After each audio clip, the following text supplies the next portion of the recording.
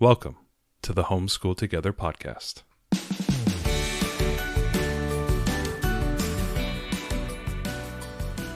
Where one working mom and a stay-at-home dad help you navigate the nuts and bolts of the growing and dynamic world of homeschooling.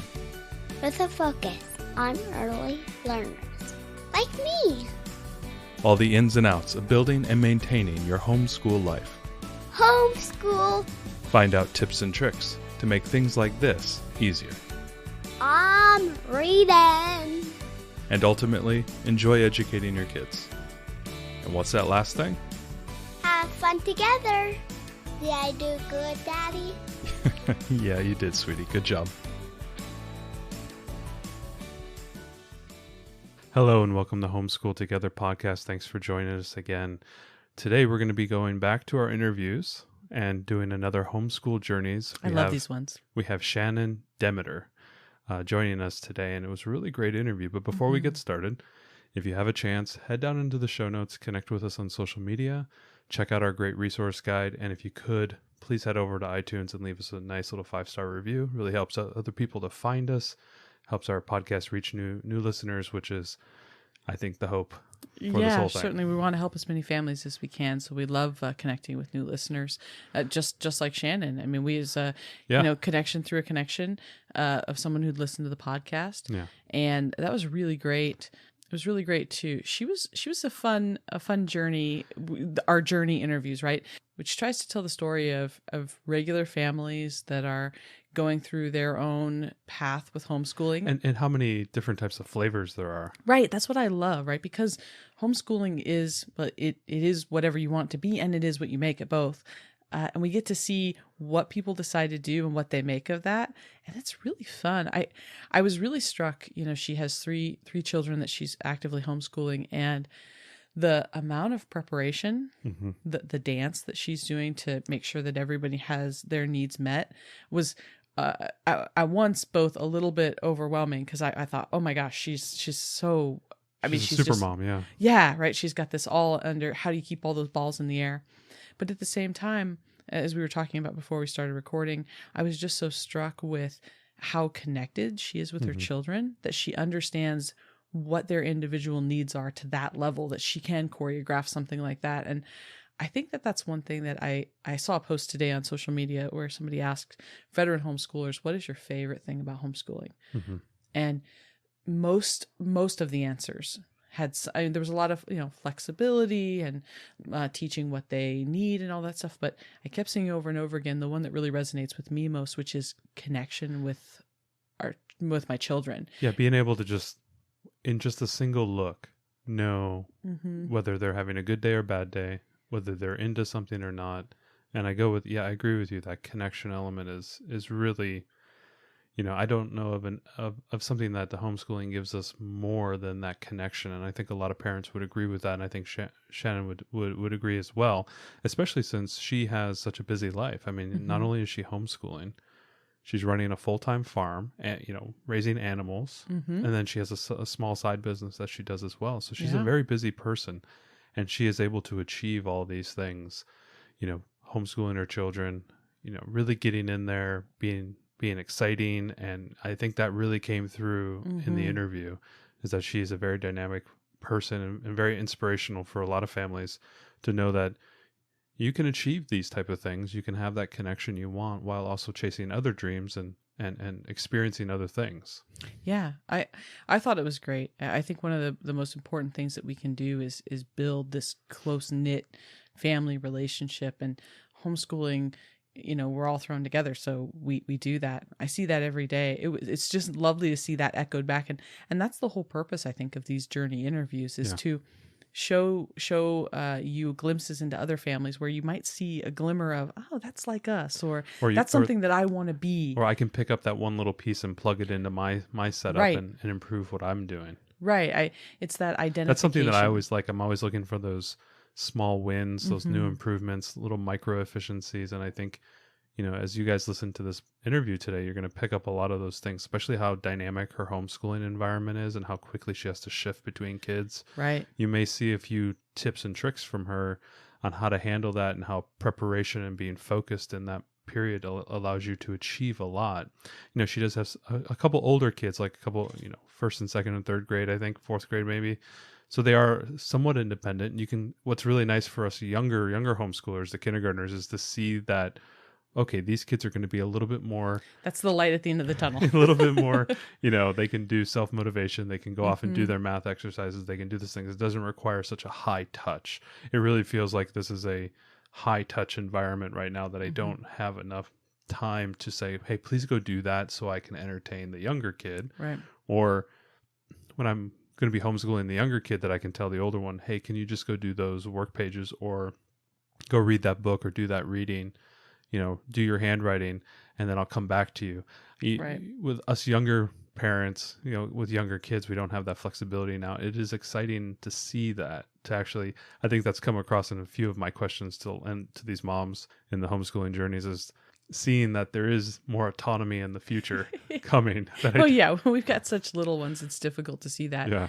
I think what was also interesting, she's homeschooled for 3 years, and you can really see in how she manages all of the needs of her children and making sure that everything is covered and all of that. It's inspiring to me to see, like, hey, that's where we could be in another, year and a half or 2 years, as far as having that deep level of understanding and getting everything really dialed in, because sometimes we feel like we're kind of flying by the seat of our pants.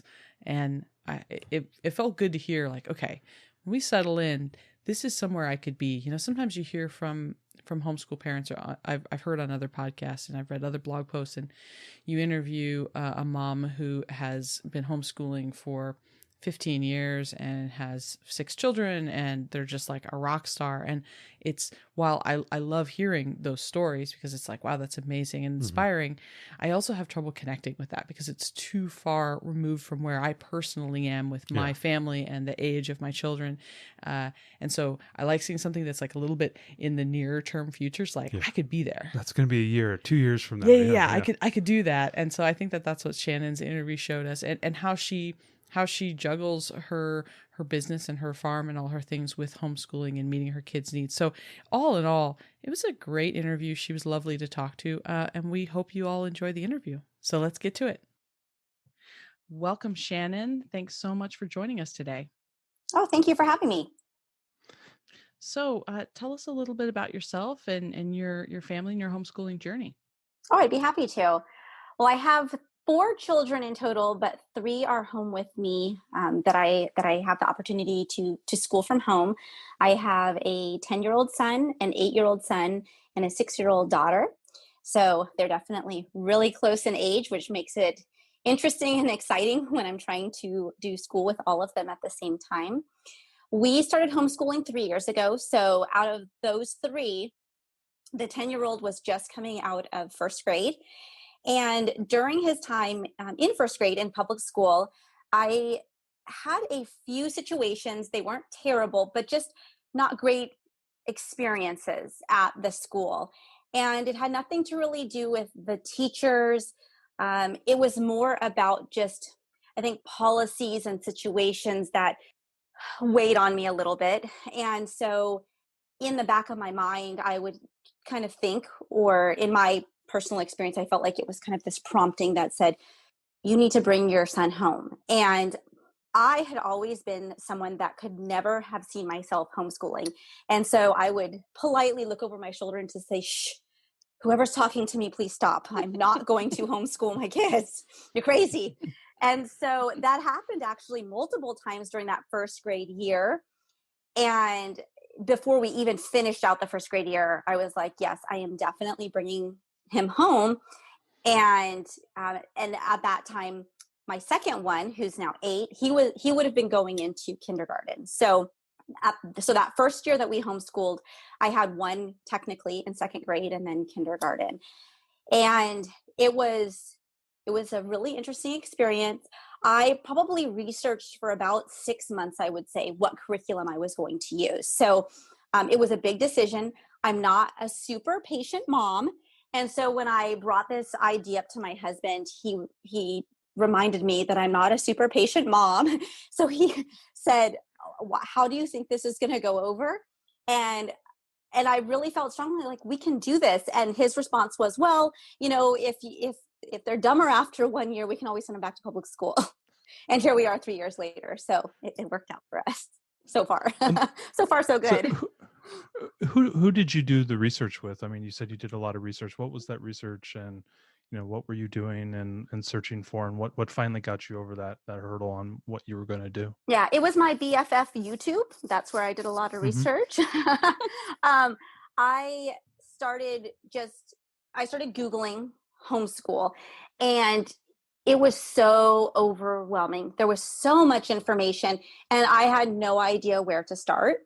And so I started started YouTubing homeschool curriculum because I wanted to listen to people and see people and have them show me some of this curriculum so I could see what it looked like. I found that there were a lot of YouTubers that would do unboxing. So they would open up a curriculum, they would flip through it, or they would do a couple of lessons of curriculum with their children so you could see how it flowed. And that's how I spent a lot of the evening time. My husband would look over and go, "Oh, are you watching more curriculum review?" So he'd be watching TV and I'd be watching curriculum review on YouTube with my headphones in. So that really honestly was about 6 months and before I really made my final decision on what I was going to use. And I've stuck with that this whole time. What were you said something, it was a little bit of a personal fear regarding homeschooling. Were there any fears on your oldest son? Was there any fears on his side starting homeschooling, or was he open to it and excited about it? He was excited.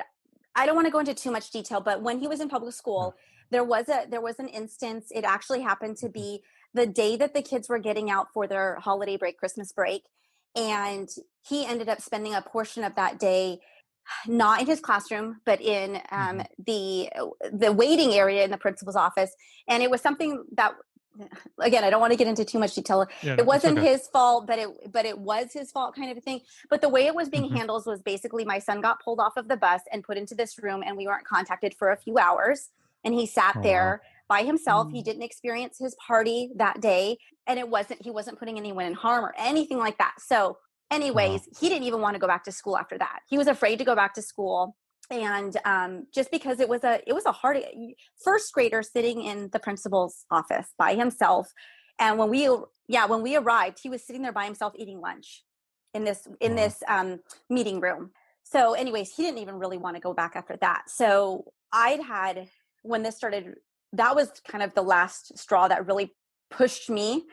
And I would have conversations with him and he was really excited. Like when I started deciding what the curriculum was and showing him what we were going to do. And he actually got really excited. He wasn't worried at all. He's also, out of all of my children, he is the most social. He's the easiest going. And he, even after leaving public school, he still keeps in contact with some of those friends that he only knew for 2 years. And so it was not this huge change. And I've even asked my kids, pre-COVID, would you want to go back to school? And he was like, no, I do not. Was there any process of, there's a term that a lot of people use is like deschooling. Was there kind of a decompression time after you pulled him out? Did you take a little bit of, relaxing period? Well, he finished his first grade year. So we had summer like everyone else has summer. But I would say if I hadn't, I would definitely, now knowing what I know, I would absolutely suggest that anyone that pulls their child from public school mid-year, take that time, because it is definitely a transition for both you and the child as far as expectations and how your days are going to go.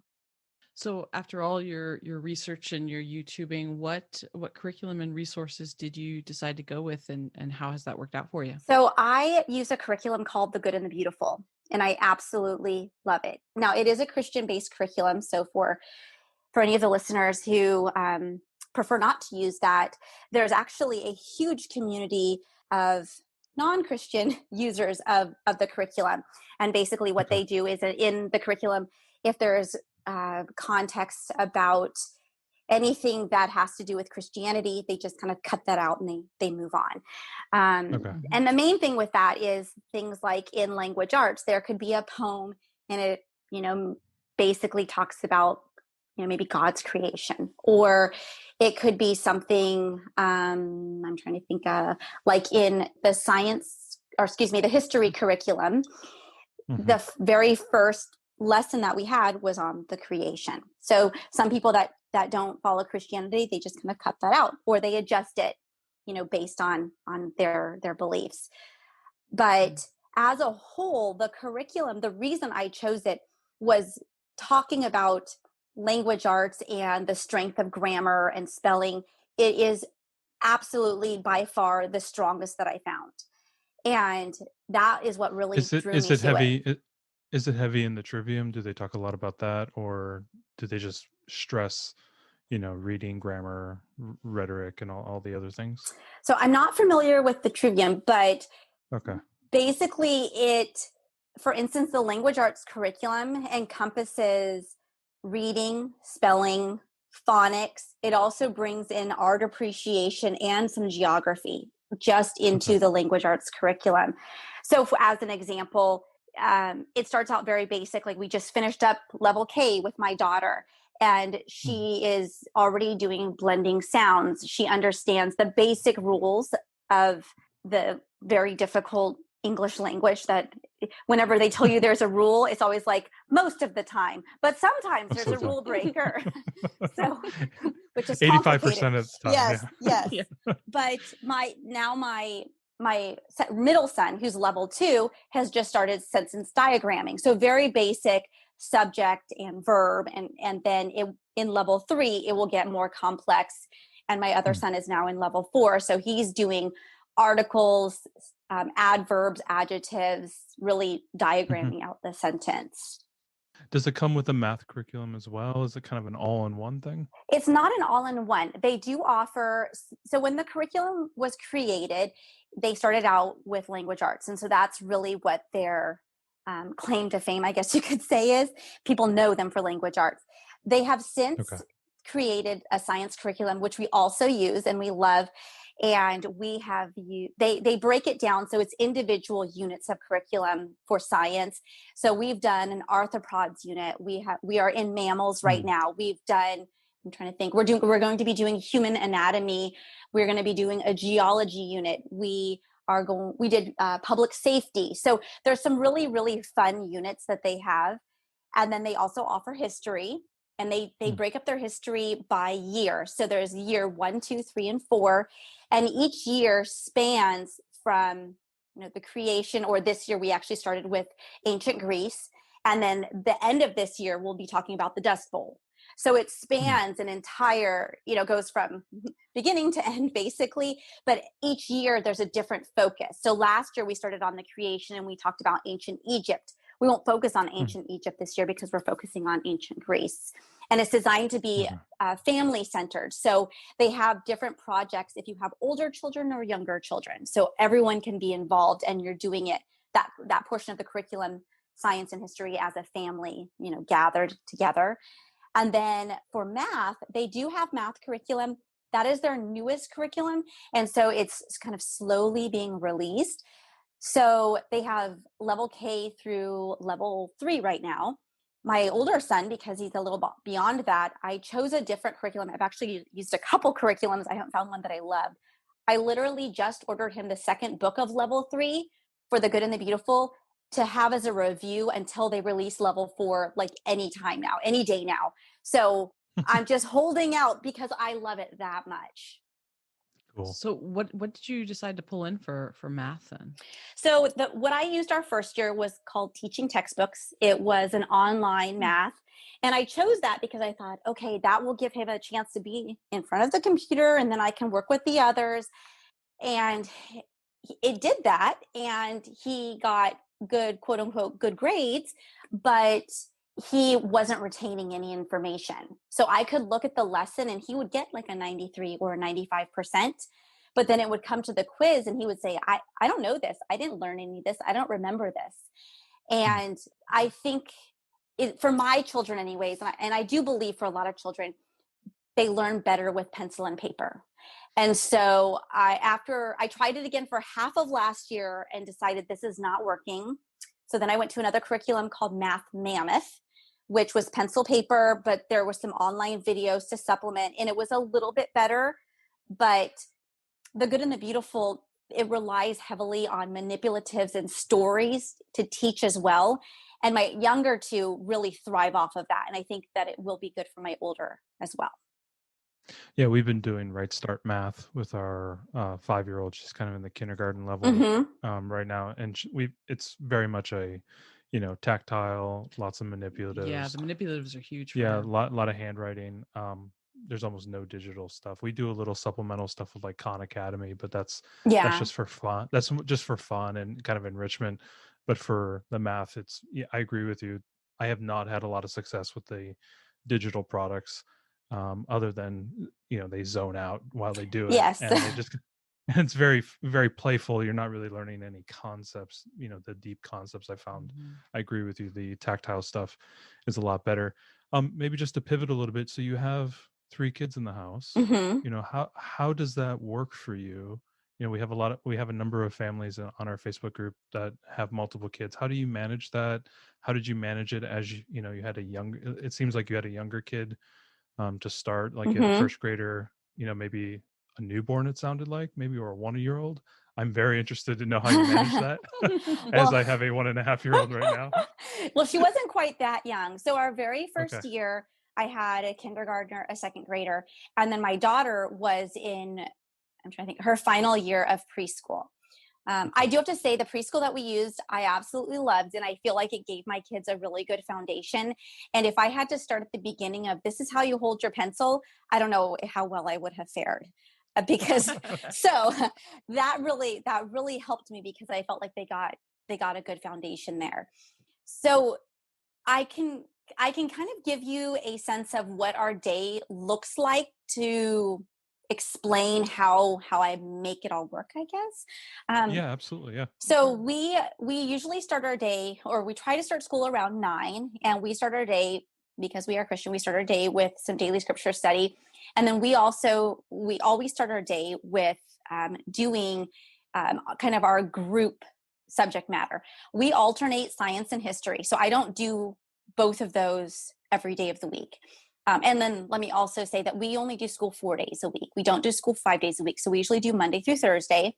Friday is our fun day or our makeup day. So if I have a day, for instance, tomorrow we're supposed to have decent weather, we probably won't do school, because it'll be our one day of like maybe a peak of sun to try and get some things done on our farm. So we probably won't do school tomorrow, and we will just make up that day.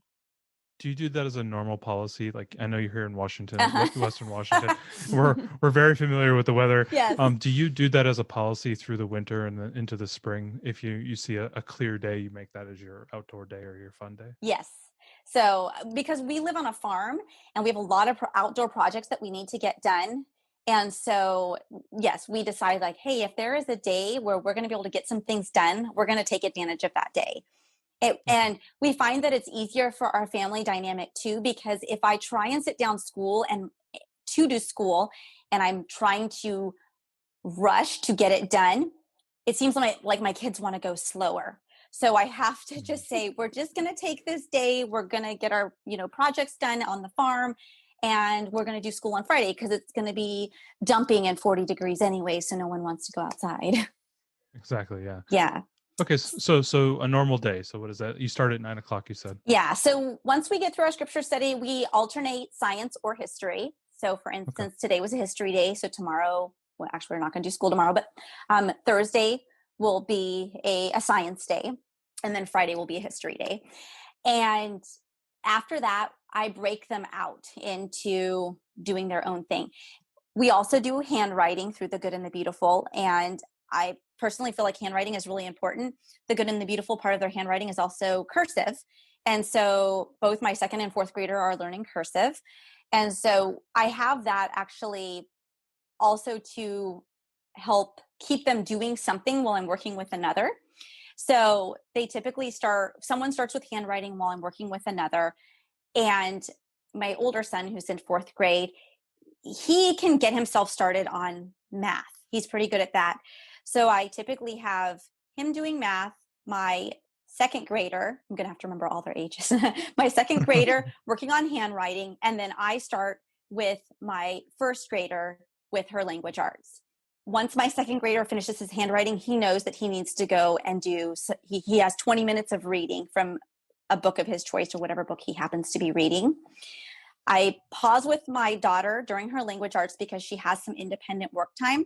And I'll scoot over to my older son just to check in on his math and answer any questions that he has. While he's continuing to math, I go back to my daughter and I finish out language arts with her. And then I bring in her math. At the same time, my second grader, he's usually done with his reading. He comes in and I can do math consecutively with them because the manipulatives that The Good and the Beautiful uses are for level 1 and level 2 math. So I can open up the same box and I can kind of work with both of them at the same time a little bit. If I have to pause with one, they know they've gotten pretty good. I say pretty good. Sometimes they just go off somewhere, but most of the time they're pretty good about sitting and waiting for just a moment until I can get back to them. And then once they're both done with math, my first grader, she knows she needs to do her handwriting and reading. My second grader, I start with his language arts. My fourth grader, once he's done with his math, he can read, or he can also I do typing with him. So he can go over to typing, or he's allowed to open up his language arts and he can read most of that for himself. The level 4 is geared to be mostly self-driven, where we're working a little bit together, but he gets to pace himself a little bit more. So it's nice because he is now old enough that he can take on more himself. I don't have to be sitting with him all the time. And that's just kind of a transition this year. Last year was still very much me sitting and reading step by step with him. So while I go back to the second grader and I'm doing language arts with him, my fourth grader is either doing typing, reading, or language arts. Once I finish language arts up with him, then I go to the fourth grader and I round things out. And then all of my kids are playing instruments right now. The boys are playing ukuleles and my daughter plays the piano. So they also have the opportunity to get up and go and do those things.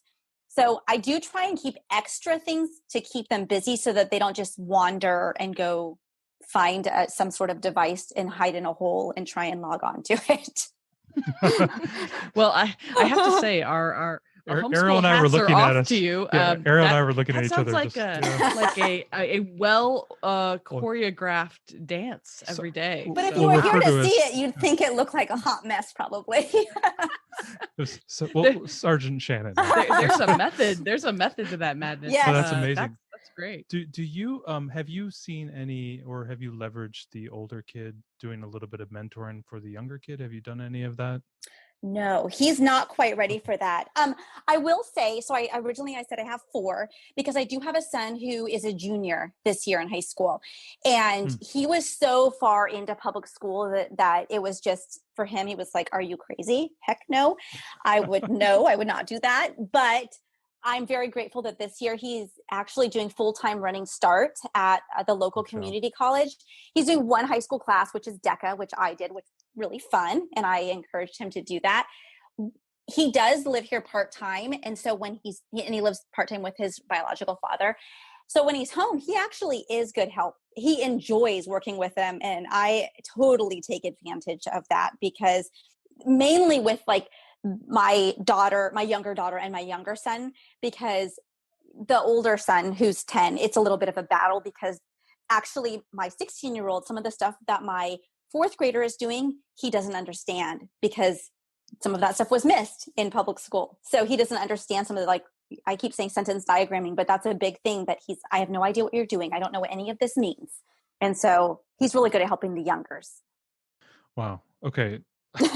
I'm just, no, honestly, because I have I know we have a 5-year-old and a 1.5-year-old. So I'm the stay-at-home dad. I do the homeschooling. So mine's a little bit more chaotic. Okay. Do you have any advice to bring the chaos down to some of the parents out there? I would say that 3 years in, I still have days where I'm feeling like we've got to get this done. You're and in my own mind, I'm thinking we're getting behind. And then I have to stop and remind myself, behind who? Behind what?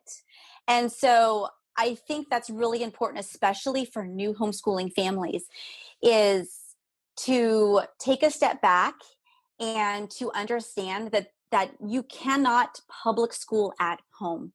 Homeschool is not public school. We don't run the day like a public school. We don't have to set time parameters for things. And so when I can take a deep breath and say, this is just taking longer than I thought it would take. Or an example is that my daughter, she took an entire year, I'm talking last November to this November, to complete her level K curriculum.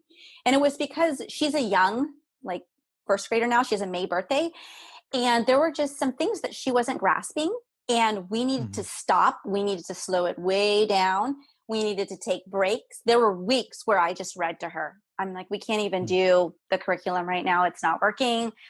And that's the beauty of homeschool. So to bring the chaos down, I would say when you just have to take a step back and say, maybe today we're not going to force this. It's not working. Or today we're in the middle of science and my kids are so excited about talking about stick bugs. Let's just keep on stick bugs. I mean, that has been my saving grace, is when my kids are really excited about something that we're working on, it's okay to spend that extra time. We're not on anyone's clock. And so we just do that. When does your day end typically? You said it starts at 9. Do you end at like noon or 1 o'clock? What does that look like for you? So the goal is to end by about noon. If we can really, stay on track, we're usually done right around noon.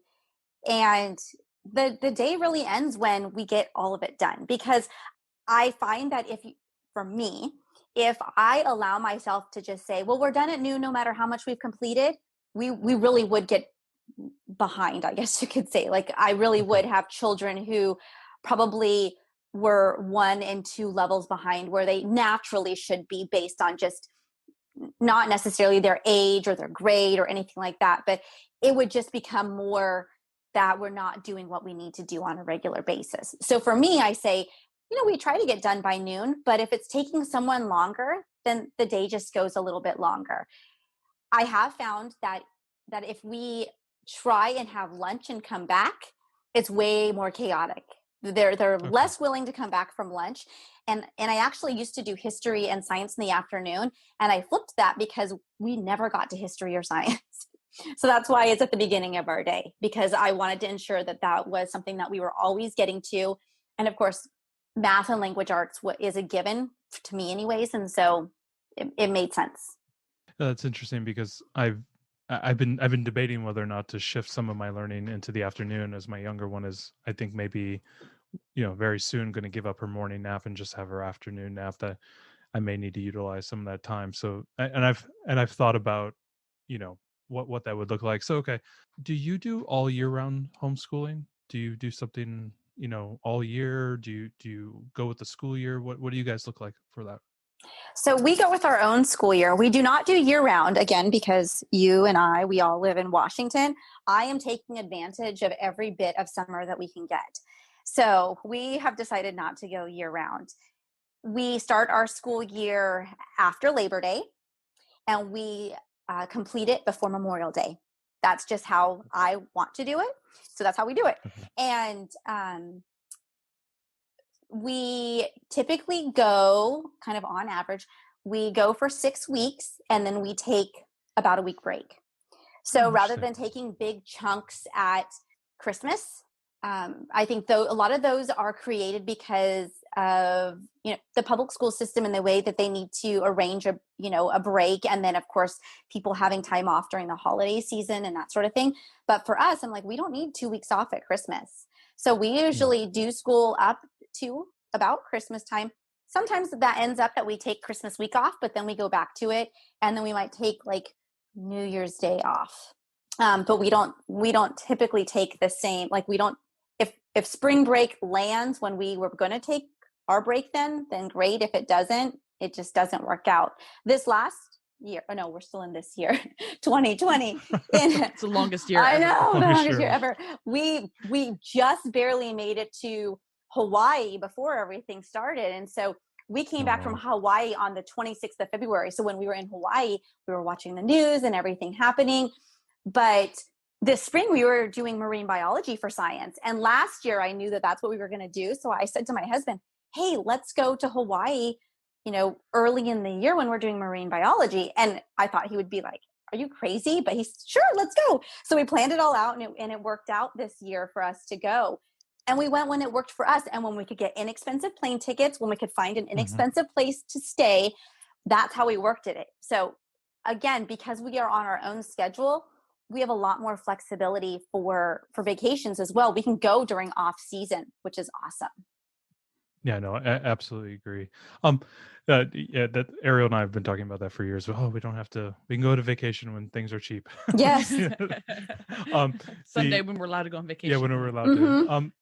So prior to COVID, did you do any outside of the house enrichment activities, sports, lessons, gymnastics, dance? What were you doing? Or how many did you do? My gosh. Usually homeschoolers are incredibly busy, which surprises new homeschoolers. They're like, aren't you locked in your house all the time? You're like, no, oh my God, my schedule is so packed.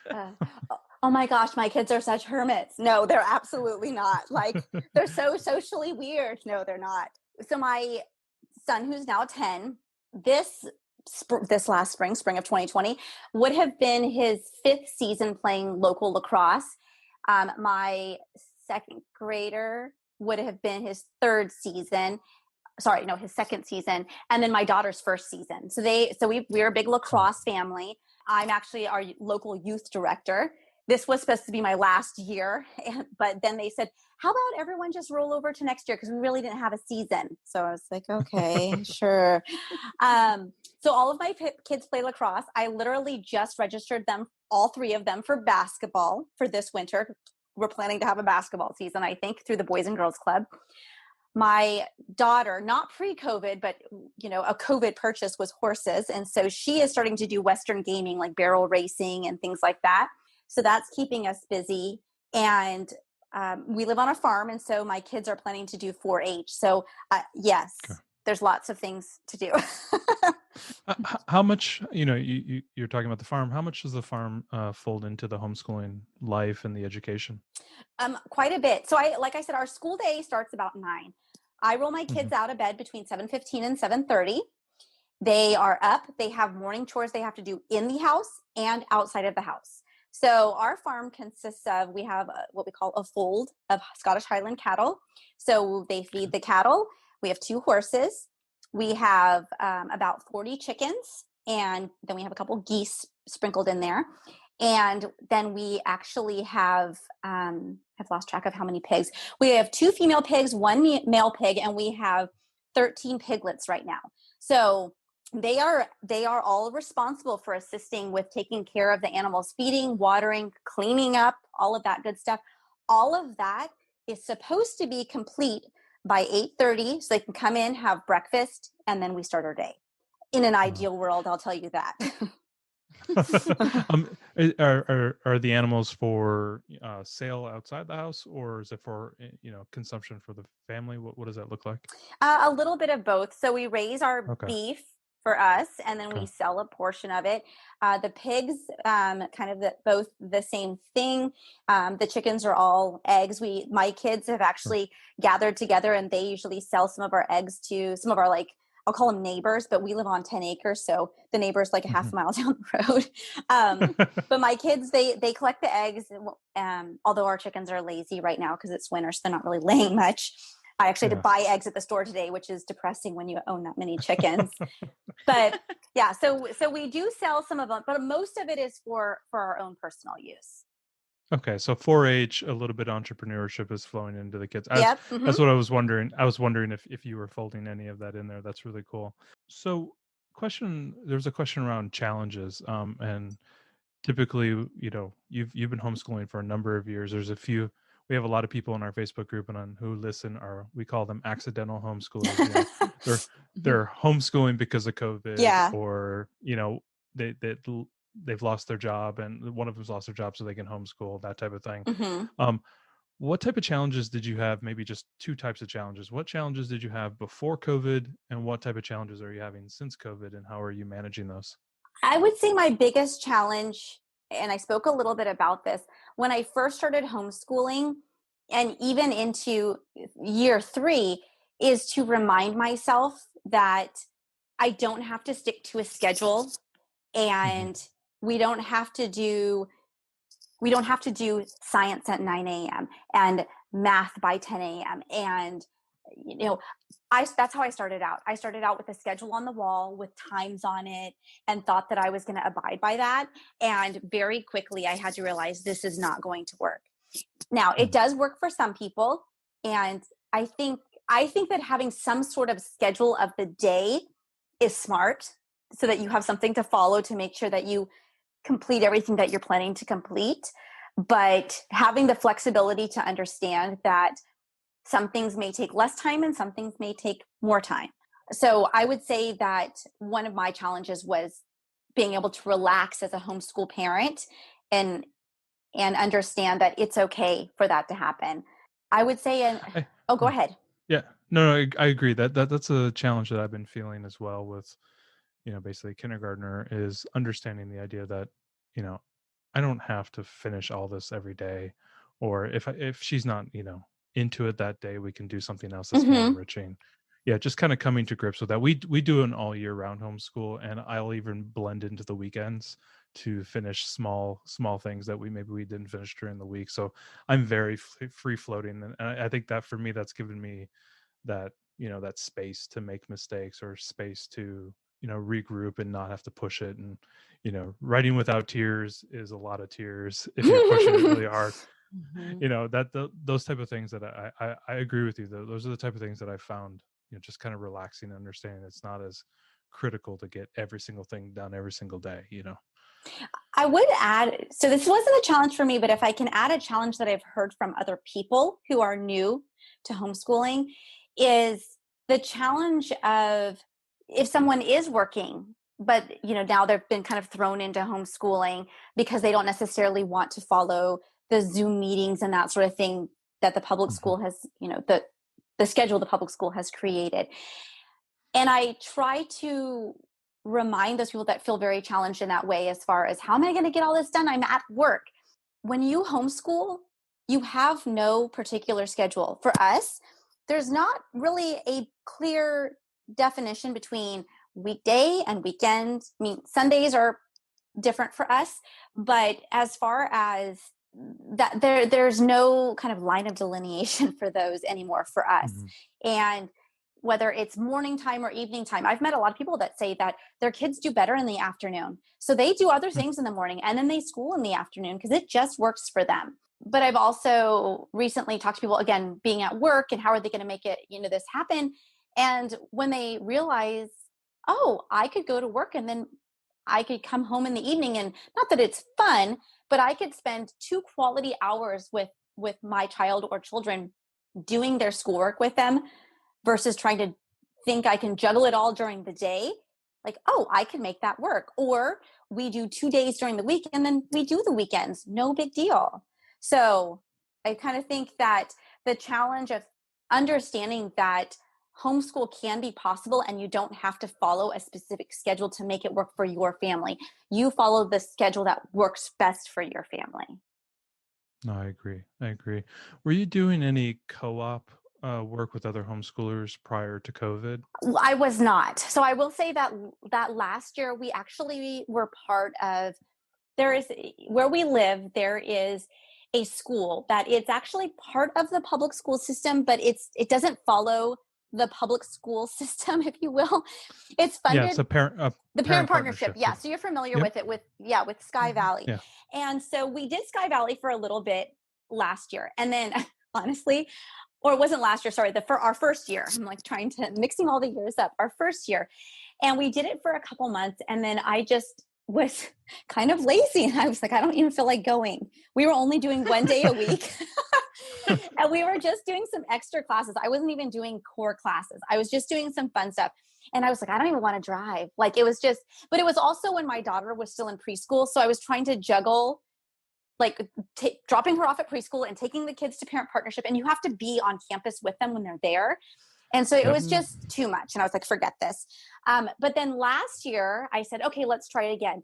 And my kids loved it. They were taking one of them was taking a robotics class, and one was taking like a Ninja Warrior class. My daughter was taking Irish step dancing. It was really fun. And even now, our daughter's very excited about it. We just registered our daughter for Sky Valley for next year. So yes. She's very excited about the Irish step dancing. It is fun. Yeah. So when I was talking about my daughter playing piano and my boys doing ukulele, even with COVID, I actually prefer it like this because I don't have to go anywhere, but we are doing, I'm sorry for people that are like, I just want to get out. I'm like, I just want to stay home.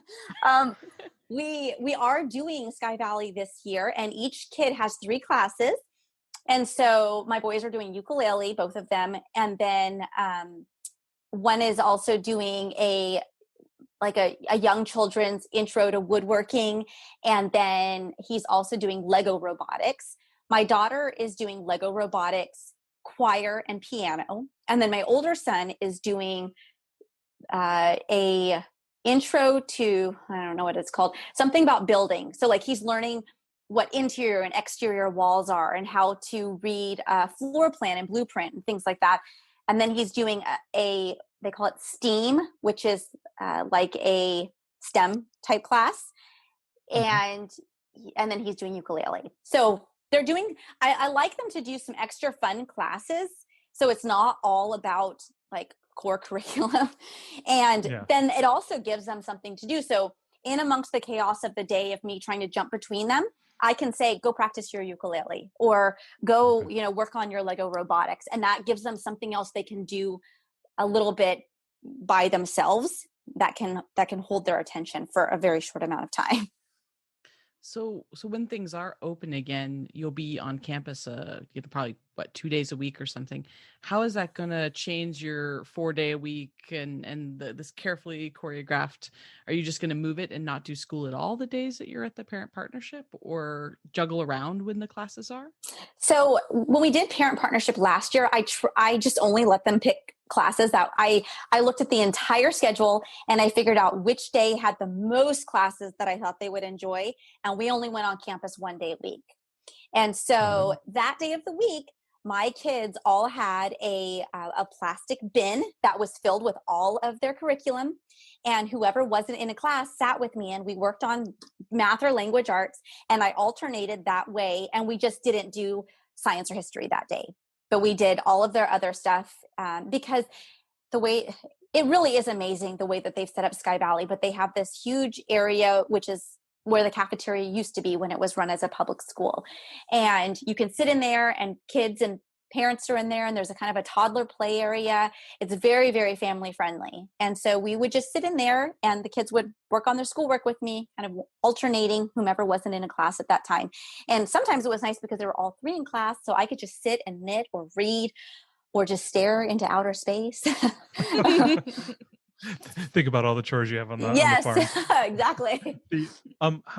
Were they distracted in the large room? This is a question that I've been eagerly waiting to ask. How did you accomplish the homeschooling in the large auditorium? Was it distracting? Were you able to find a quiet area? We're asking totally for us. Totally for you. Totally for you. Yes. So they call that the gathering space, and it is quite, depending on the day and the time of day, it isn't actually too bad. Lunchtime is so chaotic though, and so I would really not try and do anything when a bunch of kids were in there at lunchtime, because they have like a student store and kids were coming in and buying things, and there's no classes during that lunch period. But other than that, it was okay. Most of the families in there are working with kids, and so they're trying to be conscious of what other people are doing as well. So it's not loud. People aren't screaming or anything like that.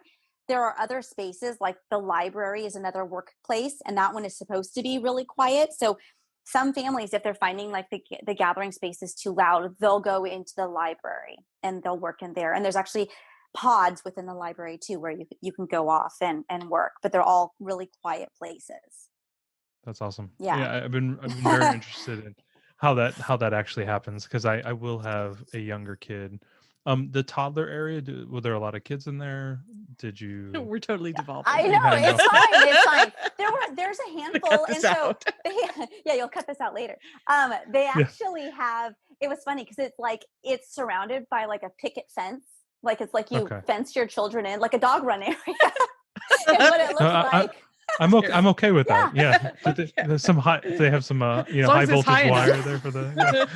But there's toys in there. And then, some parents would sit in there and there's tables around there. So you could sit on the outside and just watch them play in there. I never sat by that area because I don't have one that's that young. But, Okay. there was tons of stuff to play with in there. Yeah. I mean, I even my daughter a couple times would go in there. I'm like, you need to come out. You're too old. I mean, she's not that old, but like it's really designed for younger siblings that aren't school age. So yeah, this is great. And we've talked about parent partnerships before. I think we'll leave all this in, because people want to know, what the parent partnerships sound like. I think we're going to have a chance to interview somebody. Yeah, we're going to try to see if we can interview someone from Sky Valley. Oh, that would be awesome. A lot more about it. Just to talk more about it, because it's a great program, and for us in this area, we don't actually have a lot of co-op offerings. So there's certainly definitely some religious co-ops, but there's not many secular co-ops because we have the parent partnership program. Yeah, it's such a big program. I think that they poach everyone who would create, co-ops. So in other areas where they don't have parent partnership programs, co-ops are big, but for us, it kind of is our co-op, right? Because there's not another choice. Yeah, a little bit. I think that the biggest difference, and I think that people maybe have a misconception about the parent partnership in regards to homeschool, because it is funded by the public school district. They do provide curriculum, and I don't consider the parent partnership like homeschool. So I think a lot of families that go to the parent partnership, they would say they're a homeschool family, which I would never deny that. But a lot of families exclusively use parent partnership, or they do everything at Sky Valley, and they rely on it a lot. And so sometimes there's a little bit of confusion. The parent partnership is the parent is supposed to still be the teacher. The partnership is that there is a teacher on campus that is showing your children information or guiding them 1 day or 2 days a week maximum, but you're supposed to be doing the rest of the work. So, it's not intended to be a replacement. No, and some people are confused by that. Yeah, that's what we're planning on doing. We have curriculums that we've, we're going to be doing, and math and but it's science great and all for that things stuff. Like choir and drama. Oh gosh, yes. Provide here. Yeah, we're looking at it almost for an enrichment, socialization. Just kind of the all around and enjoyment. Well, honestly, it's a great opportunity that our public dollars pay for, so we might as well. Yes. Yeah, but to bring us back to homeschool a little bit, one of the things we talked about when we were prepping for this interview, we said, I've been homeschooling for 3 years, and now I just have a passion for keeping kids home and learning. Can you tell us what about homeschool in your experience is the thing that you really, you've really fallen in love with, that's going to carry you through the next few years, and when times get difficult, that homeschool purpose, I guess, is what I mean. What's it that really grabs you? This is what's right for us. I would say the biggest thing is being able to, this sounds so cheesy, but it's true, allow my kids to guide me. Because when I first brought home my son, again, who's now 4th grade, I have to remember to call him 4th grade, because I just say he's in level 4. Because when you homeschool, you don't call him a grade. No. And at first I thought that was weird, but now I've fallen into it. So he's 4th grade. But when I first brought him home and he was going into 2nd grade, he was really struggling with reading. And I was so scared that I was not going to be able to bring him through that. And again, 2nd grade, in my opinion, they should not be amazing readers, but by standards of the public school system, he should have been doing better than he was. But within the first, I would say 4 to 6 months of him being home, it was amazing to see the transition. And it could have just been him maturing, or naturally moving into that understanding of reading. But I'd like to say it was because I brought him home and he was being homeschooled that he was doing better. But it was so amazing to see him gradually improve in his reading skills, and not having to worry about putting him into a specialized program or him being considered behind what that standard was. And then as far as my daughter, I described the fact that it took us a year to complete her level K, or her kindergarten curriculum. And that is a big driver for me, because I realized that if my kids need to slow down, then I can slow down with them.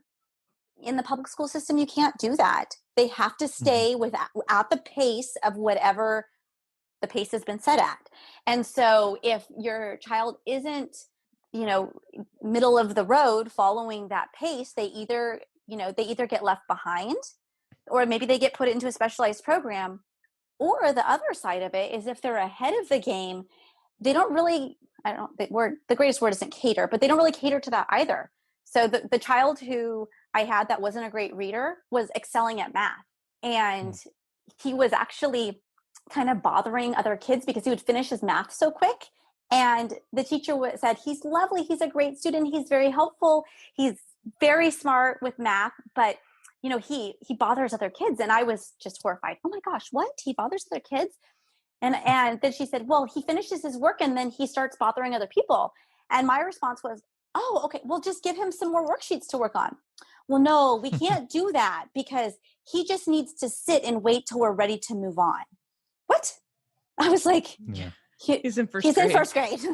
I mean, like, I do have this, I understand there's a balance of, he's in first grade, but he also needs to understand there are limits. But again, he's a first grade little boy. You just want him to sit. Why can't we give him more worksheets? Well, no, we just can't do that.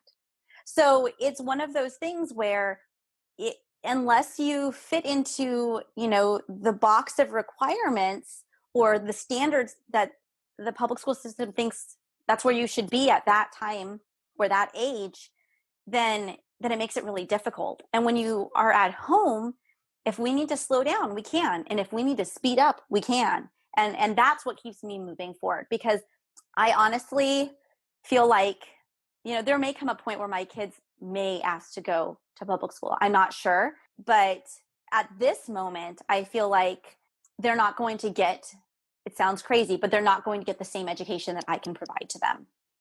When you have a 1-to-3 ratio, you cannot beat that. So you're talking a bit about the standards, and one of our requirements here is that we do the assessment every year. So how have you met the requirement, and has it been difficult on your children to be taking standardized tests, and how have they dealt with that that pressure?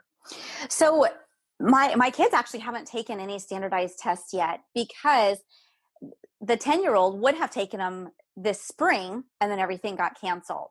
And I actually, some people other homeschool families they don't want to do any of the testing.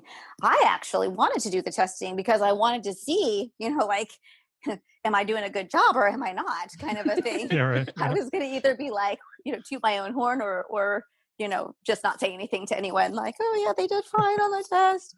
But I felt like a way too to know how they're doing, with someone else and in a different style. And absolutely.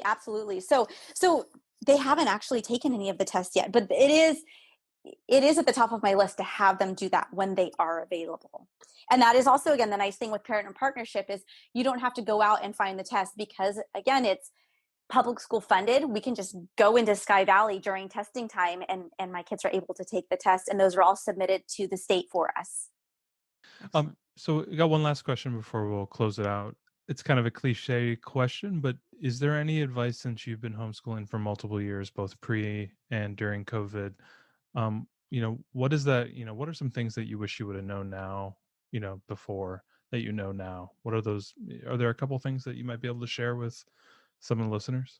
I feel like I was so worried about failing my kids when I started that's why I spent so much time researching, because I wanted to make sure I had it right when I started. And so that would be my biggest piece of advice, is you're not going to fail your kids.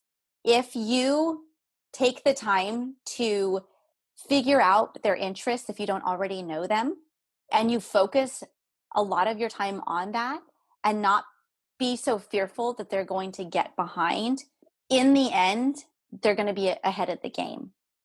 It's amazing to watch my kids now, when they are really interested in something, how much more that they are learning and how much they're retaining. My kids will spout off things to me at random times of things that they understand about, like frogs or arthropods, things like, and I'm like, oh, where did you learn that? They're like, when we did. I'm like, oh, okay. I don't remember that. Yeah. So I think that my worry was that I was gonna fail my kids. I wasn't gonna be able to teach them what they needed to know. And once I realized that letting them guide me in what they needed to learn and what their interests were was where their greatest growth was going to be, then I was able to relax a little bit. I also had to remind myself that everything that we do in our daily life that most kids miss out on, that 8-hour chunk of time that they're at school, like baking a loaf of bread, which I do a couple of times a week. I bake bread. The simple act of my kids learning how to measure to bake the bread, that will carry on into their math.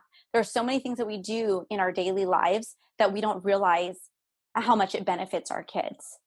I agree. It's that confidence. It's that the maturity that, I can do things. And a lot of kids don't get to experience that. I'm sure you see that on the farm where you have kids cleaning stuff or feeding animals, that there's a level of maturity there that you may not see with other kids who may only just go to school, sit in class, learn, come home, maybe play a sport, but you're seeing more of the world. And I think there's a level of maturity there that I think you can't get in a class. You just can't get that in a classroom. Yeah. I agree with you. Yeah, absolutely. We just had family visiting, and they don't even have a goldfish in their house. They're anti-animal. And so coming to our house, it's like a funny farm, but it's so funny funny farm. It's interesting to see how those kids reacted, and watching my kids go out and they followed them along doing the chores, but just to see them, and they almost seem to be in a little bit of awe as far as all the things that my kids were doing. And as young as they are, like my 10-year-old operates our tractor probably better than I do. And so it's things like that again, you don't get to experience every day at school, but they sure do learn a lot here. I think that's really great. Thank you so much for your time tonight, Shannon. We sincerely appreciate it. And I think our listeners are going to enjoy hearing your story. Oh, you're so welcome. Thank you so much for having me. I really enjoyed it. Oh, thank you. Thanks so much for joining us today and making us a part of your homeschool journey. Please engage with us on social media. Join our Homeschool Together podcast group on Facebook and find us at Homeschool Together Podcast on Instagram. We'd love to hear your feedback, questions, and recommendations. Until next time. Happy homeschooling!